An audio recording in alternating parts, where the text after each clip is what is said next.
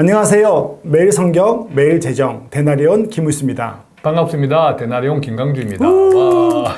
대표님, 상담을 하다 보면 예.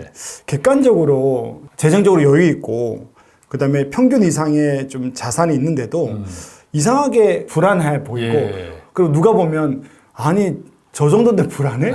근데 그분은 진짜 불안하거든요. 예. 이런 분들을 간혹 만나잖아요. 예, 이번에 맞습니다. 또 그런 또 상담 예. 사례가 있다고.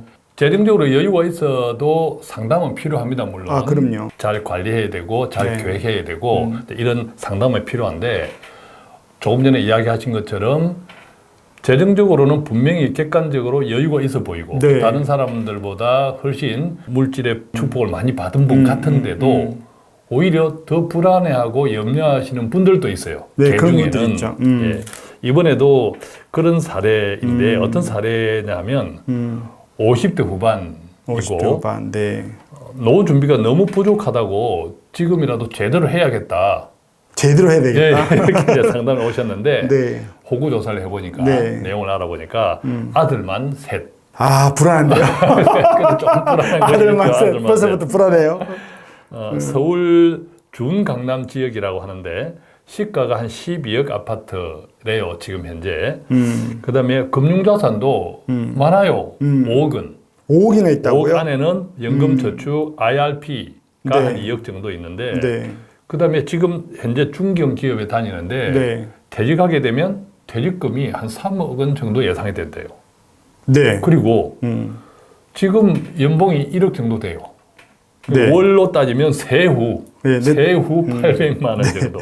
연봉 1억 넘는 거예요, 세후니까. 생활비는 한 500만 원 정도 쓰고 그러다 보니까 가처분이 월 한 300 정도 남는 거예요. 네. 그런데 은퇴 퇴직하게 되면 얼마 정도 쓸 것 같아요? 이러니까 또 한 300만 원 정도 이야기하는 거예요. 아니, 무슨 걱정이 있어요? 그래서 너무한데요? 그래서 그러면 이제 구체적으로 퇴직하게 되는 경우를 그때 재정 형편이 어떤지를 한번 생각해 봅시다. 예상 국민연금은 아내하고 합하면 170만 원 정도 네. 나온다고 하고 퇴직금 한 3억 정도 예상된다고 했잖아요. 그다음에 개인연금, IRP 등을 다 합하면 네. 나중에 퇴직 시점에서는 이것만 해도 퇴직자산, 은퇴자산만 해도 한 6억 이상이 예상되는 거예요. 이 6억 이상의 은퇴자산을 가지고 연 5% 만약에 배당을 받는 네, 네, 상품을 네. 이렇게 하면 보통 이제 배당 자산은 좀 안정형으로 네. 운영이 되잖아요. 그렇게 할 때 세후에 연 2,500만 원, 월 약 200만 원 정도 네. 배당 수익이 예상되는 거예요. 그러면 단순하게 국민연금 이 배당 수익 원금은 그대로 두고 네. 이것만 하더라도 이분들이 은퇴 후에 한 300 쓰겠다면 남는데요? 남잖아요. 그래서 이렇게 할 때 이제 월 소득이 370만 원 정도 되고 그다음에 연금 자산 목돈 6억은 그대로 있고 또 기타 금융 자산도 또 한 3억 있죠. 정도 있는 네. 거예요. 그래서 주택 12억, 대출 없고. 대출 없고. 아 도대체 무슨 걱정이냐고. 누구 약 올리는 겁니까? 그렇죠. 네. 그래서 이분이 정말 일반적인 평균 자산보다 훨씬 많아요. 많아요. 네. 많은데 네. 너무 불안하다는 거야. 노후 준비가 제대로 안 됐다는 거야. 그리고 처음에 보니까 지금부터라도 제대로 하겠다는 지금부터 거잖아요. 제대로 해요. 그래서 이분하고 상담을 할 때 이분의 말씀을 들을 때 딱 먼저 떠오르던 성경 구절이 있었어요. 오, 그거 뭘까요? 오. 출애굽기 네. 16장 17절에서 18절인데 이게 만나에 대한 얘기거든요. 네. 한번 읽어봐 주실래요? 네, 이스라엘 자손이 그같이 하였더니 그 거둔 것이 많기도 하고 적기도 하나 오멜로 되어 본즉 많이 거둔 자도 남음이 없고 적게 거둔 자도 부족함이 없이 각 사람은 먹을 만큼만 거두었더라. 아멘. 네, 아멘. 우리가 만나 이야기를 보면 하루치만 거두어 가라 했는데 그렇죠. 하루치만 거두어 가라고 하면서 때로 재어서 주지를 그렇죠. 않았어요. 맞습니다. 예, 그냥 하루치만 네, 다 됐죠. 거두어 가라라고 네, 했죠. 네, 네. 그러다 보면 각자가 생각하는 하루치를 다 다를 수 거둔 있죠. 거예요. 거뒀는데 여기 17절에 보면 그 거둔 것이 많기도 하고 적기도 하나. 기준이 다 다를 거잖아요. 그렇죠. 자기가. 어떤 사람들한테는 내가 거둔 것이 많기도 하게 네, 생각되고 또 어떤 사람한테는 내가 거둔 것이 적기도 하다고 생각되는 거죠. 다른 거죠. 그런데 18절에 보면 오멜로 되어 본 적 똑같더라. 신기하네. 부족함이 없이 각 사람은 먹을 만큼만 거두었더라. 물론 이것이 이제 관찰자의 시선일 수도 있고 네. 행위자의 시선일 수도 있으나 네. 어쨌든 우리는 어떤 모든 물질에 어떤 뭐 비교할 수도 있고 내 안에서 나 자신과의 비교할 수도 있고 다른 사람과 비교할 수도 있고 결과적으로는 똑같은데 많기도 느끼고 적기도 그렇죠. 느낀다는 것이 현실의 우리가 삶이라고 생각해요. 그러네요. 네. 그러면 여기에서 적기도 하다 이렇게 느끼는 사람은 염려잖아요. 염려죠. 염려잖아요. 반대로 많기도 하다 이렇게 느끼는 사람은 염려는 아니에요. 그죠? 그렇죠. 오히려 네. 풍족한 풍족하죠. 거죠. 예. 은혜일 수 있죠. 그렇죠. 그게. 그래서 이분의 이 상담자의 염려는 어디서 오는가? 저는 염려라고 보거든요. 아니 평균 이상의 충분한 자산을 가졌는데 왜 이제부터라도 노후 준비를 제대로 해야겠다. 염려 맞죠. 그렇죠, 우리가 지금 염려. 놀래고 있잖아요. 너무 준비 잘했다. 그 염려는 어디서 오느냐고 제가 같이 인생을 사는 사람으로 생각해 보니까 이 아들만 세대 이게 문제인 것 같아요. 어쩐지 처음에 아들 셋 그럴 때 아들만 세대. 아들 셋의 앞으로의 인생, 특히 재정적인 삶을 부모로서 책임져야 된다는 이런 의식이 있지 않나 이런 생각이 들어요. 그럴 수 있겠네요. 근데 우리는 아들이든 딸이든 내 자녀가 아니고 우선은 하나님의 자녀잖아요. 우리한테 양육을 맡기신 거지. 또 구체적으로는 우리 노후의 재정도 중요하죠. 부모가 재정이 노후에 그럼요. 편안해야 자녀를 오랫동안 키워야 맞습니다. 됩니다. 그래서 자녀와의 재정적인 부분에서 책임과 한계 설정도 굉장히 이제 중요하다고 생각하는데 이것을 앞서 말씀에 적용해 보면 결국 거둔 것이 많기도 한 사람, 적기도 한 사람이 있잖아요. 근데 결국은 남지도 부족하지도 않고 꼭 같으라는 사실을 좀 기억하면 좋겠어요. 네네네.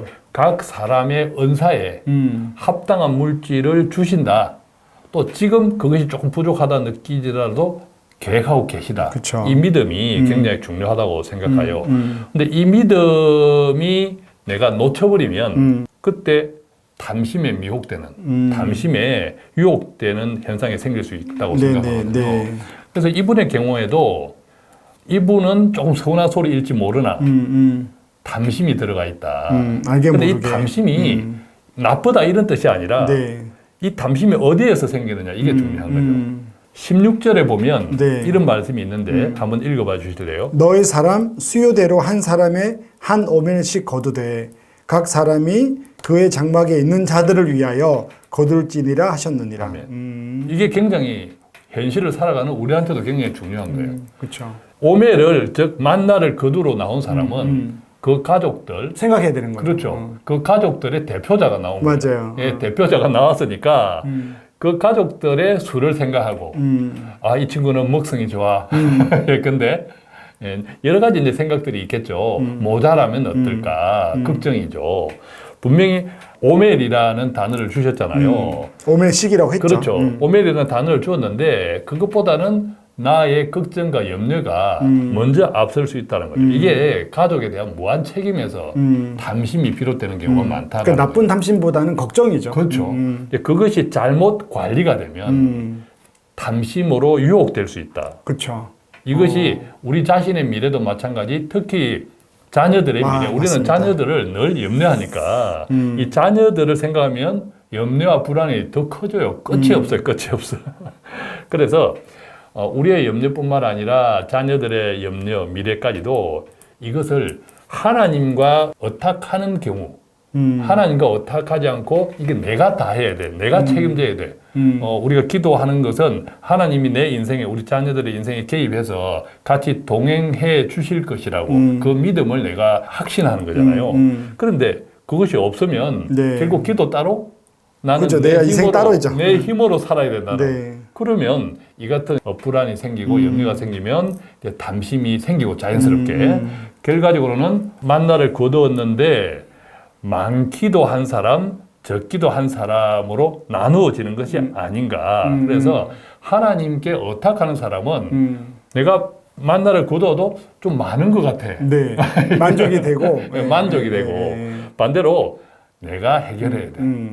내가 해결해야 된다는 사람은 그 염려 때문에 왠지 작아 보여. 똑같이 거뒀는데도 거뒀는데도. 그래서 나중에 보면 더 많이 거둔 사람도 있잖아요. 내일치까지. 그렇죠. 그건 필요 없는데 썩어서. 네, 썩어서 문드러지고 그런 경우가 생기는 것이 아닌가 싶습니다. 그래서 이런 말씀을 우리가 잘 기억하면 좋겠고 하나님은 틀림없으시더라. 하나님과 재정적인 것도 하나님을 믿고 신뢰하고 의탁하는 삶. 그 속에서 또 우리 열심히 일을 해야죠. 우리 주신 또 여러 가지 지혜와 능력 범위 내에서. 그리고 이제 재정적으로도 이 자녀들에 대한 앞서 말씀드렸듯이 책임과 한계. 네. 부모로서 부모가 아무리 물질이 많다 하더라도 그것을 내 자녀한테 다 주겠다. 안 되죠. 예, 이게 자녀를 망칠 수도 그럼요. 있다. 이게 현실적인 거잖아요. 그죠? 네네네. 그렇기 때문에 자녀에 대한 재정적인 지원의 책임, 그 다음에 한계를 명확히 하자. 네. 또한 이제 부모의 평안한 노후가 자녀를 위한 것이다. 이런 기준 하에서 이제 자녀에 대한 책임 한계 설정, 이것도 좀 명확히 하는 그런 지혜가 필요하지 않을까 생각해 보았습니다. 네, 맞습니다. 저도 상담을 하다 보면 객관적으로는 이분보다 훨씬 못하는데 풍족해 보이는 분들이 있거든요. 예, 그랬을 때 하나님 주신 그 합당한 선안에서 좀 자족하고 누리는 것들이 필요한 것 같습니다. 네, 오늘 또 우리 이렇게 이런 사례가 여러분들에게 도전이 되길 바라고 이제 여기서 저희는 마치도록 하겠습니다. 감사합니다. 고맙습니다.